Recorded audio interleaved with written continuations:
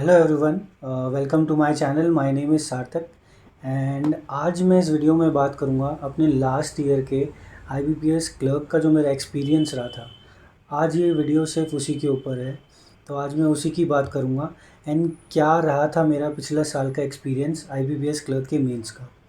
ठीक है, तो चलिए स्टार्ट करते हैं। सबसे पहले मैं आपको अपने स्कोर्स दिखा देता हूँ। आईबीपीएस क्लर्क जो पिछले साल का जो मेरा प्री का था उसमें आए थे मेरे 83.75। ठीक है, मेरा स्टेट था उत्तराखंड एंड उत्तराखंड की कट ऑफ ही सबसे ज़्यादा थी पिछले साल की। ठीक है, 83.75। उसके बाद मैं बात करता हूँ अपने मेंस के स्कोर कार्ड की। मेरा मेंस का जो स्कोर कार्ड है इसमें है 67.50। ठीक है, जर्नल अवेयरनेस जो था वो बहुत मॉडरेट लेवल का आया था, मतलब हल्का सा डिफरेंट था पिछले साल के कंपैरिजन में, तो ज़्यादा स्कोर नहीं कर पाया मैं। 7.5 स्कोर आया इसमें।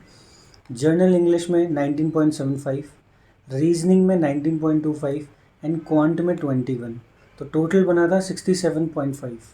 ठीक है, एंड जो इसका हाफ करेंगे तो 33.75 एंड उत्तराखंड का जो गया था वो गया था 39 पॉइंट कुछ समथिंग। ठीक है, तो ये तो थे मेरे दोनों प्री एंड मेंस के पिछले साल के स्कोर्स।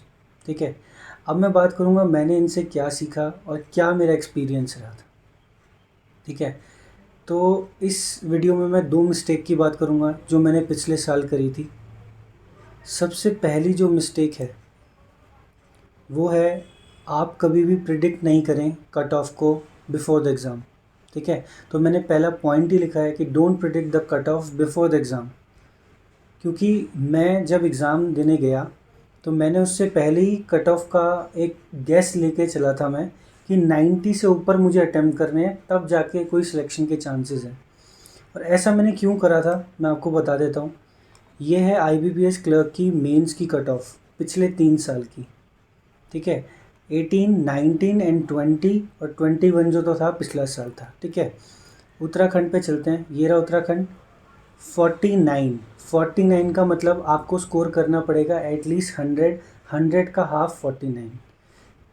यहाँ पर आपको स्कोर करना पड़ेगा 104, उसका हाफ करेंगे 52.5।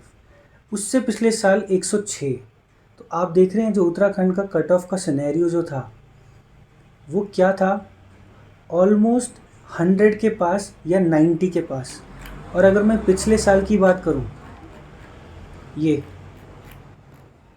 यहाँ पर देखो उत्तराखंड में क्या था, फिर 46, मतलब आपको 92 स्कोर करना है, आपको 92 स्कोर करना है। एंड अगर मैं इस साल की बात करूँ जो मेरा पिछला साल था जो मैंने दिया था, आप उसकी कट ऑफ देखो 39, मतलब आपको सिर्फ 80 स्कोर करना था। और मैं क्या सोच के गया था एग्ज़ाम से पहले कि मुझको एटलीस्ट 90 प्लस क्वेश्चन तो करने हैं, 90 से 100 के बीच में होगा तो कोई चांसेस हैं, वरना चांसेस नहीं है। ठीक है, और मेरे साथ हुआ क्या, सबसे पहले आया रीजनिंग का सेक्शन। हमारा एग्ज़ाम जो था वो 1 घंटे लेट स्टार्ट हुआ था, क्योंकि वहाँ पर कुछ डिफ़ॉल्ट निकल के आ गया था किसी लैपटॉप में, तो सबके लिए मतलब थोड़ा टाइमिंग का इशू हो गया था, तो 1 घंटा लेट स्टार्ट हुआ। सबसे पहला हुआ रीजनिंग का सेक्शन खुला। मैंने रीजनिंग में 20, आई थिंक 23 के करीबन अटैम्प्ट करे थे, और वो 23-25 मिनट्स में आई थिंक मैंने कर दिए थे। फिर जो रिमेनिंग टाइम था मैंने पज़ल करा, पज़ल नहीं बना, उसमें कुछ हुआ ही नहीं, तो वो ऐसे ही गए 10 मिनट। फिर मुझे लगा यार यहाँ तो 23 अटैम्प्ट्स हुए। ठीक है, तो मैंने कहा चलो ठीक है, मतलब 23 एक गुड अटैम्प्ट है।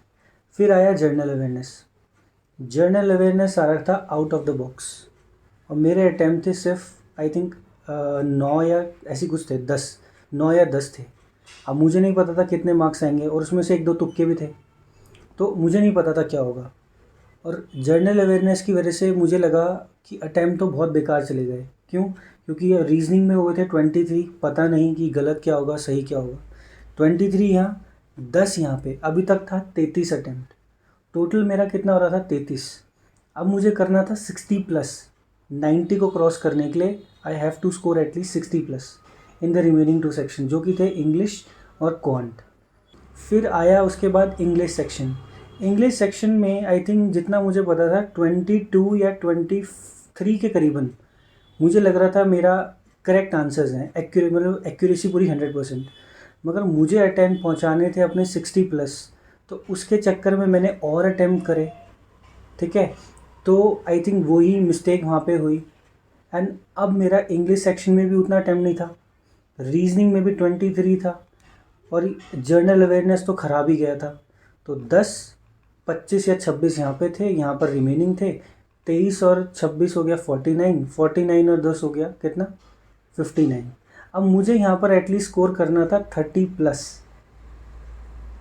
अब जैसे ही मैंने देखा ये वाला सेक्शन ख़राब, ये सेक्शन ऑलमोस्ट ख़राब, ये भी, ये रीजनिंग थोड़ा डिसेंट गया था, मगर ये दोनों जब मेरे ख़राब हुए सेक्शन, उसके बाद जब क्वांट आया तो मैं क्वांट में रैंडमली क्वेश्चन सेलेक्ट कर रहा था। मतलब जो पहले आया उसको, सबसे पहला क्वेश्चन खोला कैसलेट, मैंने कैसलेट स्टार्ट कर दिया, 5 मिनट बाद पता लगा हुआ ही नहीं, ठीक है। अर्थमेटिक के क्वेश्चन आया, जो दिखा करता चला गया। क्यों? क्योंकि पता था बाकी के 3 सेक्शन में अटैम्प्ट नहीं है, बाकी के 3 सेक्शन में कुछ अच्छा अटैम्प्ट नहीं है, उसकी वजह से मैथ्स भी ख़राब गया। और जब मैथ्स को एंड होने में 30 सेकेंड्स या 1 मिनट कुछ बचा था, जो लास्ट के क्वेश्चन थे, इनइक्वालिटीज़, 2-3 सिंप्लीफिकेशन, मतलब 4-5 नंबर मेरे सिर्फ सिंप्लीफिकेशन और इनइक्वालिटीज़ की वजह से छूटे, जो सबसे लास्ट में गिवन था, और मैंने उसको फिर कर नहीं पाया मैं उसको। तो ये था कि आप पहले से प्रिडिक्ट ना करें स्कोर को, क्योंकि मेरे साथ यही हुआ। मैंने प्रिडिक्ट करा 90 प्लस, एक सेक्शन ख़राब गया, उसकी वजह से जनरल अवेयरनेस ख़राब गया, जनरल अवेयरनेस ख़राब गया, आगे इंग्लिश में प्रेशर आया, वो ख़राब चला गया। फिर जब ये तीनों ख़राब चले गए तो उसकी वजह से क्वांट में भी रैंडमली सिलेक्ट करके जो आ रहा है उसको कर रहे हैं। और अटैम्प्ट हुआ मेरा कितना, 21, सिर्फ 21 अटैम्प्ट हुआ, ठीक है। और टोटल जो बना वो बना 67.5। तो ये गलती प्लीज़ आप में से कोई ना करे, प्रिडिक्ट मत करो कभी कट ऑफ। और सेकंड पॉइंट जो था, हर सेक्शन डिफरेंट है, अगर एक भी ख़राब गया तो उसकी वजह से दूसरा सेक्शन कभी ख़राब मत करो। मेरा यहाँ पर जर्नल अवेयरनेस ख़राब गया, रीजनिंग में पज़ल नहीं बना, उसकी वजह से प्रेशर आया इंग्लिश में ज़्यादा करने हैं, फिर क्वांट में मैं रैंडमली क्वेश्चन सेलेक्ट करने लग गया। तो इससे सिर्फ मिस्टेक से 2-3 चीज़ें जो सीखनी है। सबसे पहले कट ऑफ को प्रिडिक्ट मत करें, और एक सेक्शन भी अगर गलत गया तो अगला सेक्शन पूरा नया है, उस पर फोकस होके जितना आपसे होता है उतना करें, और एक्यूरेसी के साथ। तो ये थी 2 लर्निंग्स मेरे पिछले IBPS क्लर्क मेंस से। तो आप भी इन चीज़ों को ध्यान रखें, ठीक है। और ये जो कट ऑफ्स होती हैं प्लीज़ उनको मत देखें ज़्यादा, ठीक है।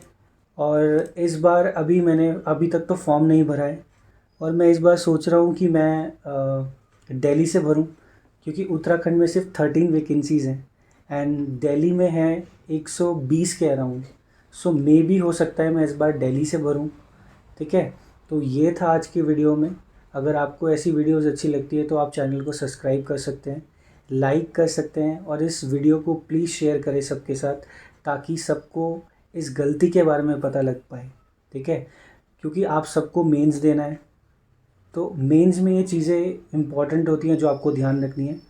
एंड प्लीज़ चैनल को सब्सक्राइब करें, and thank you for watching this video. Thank you.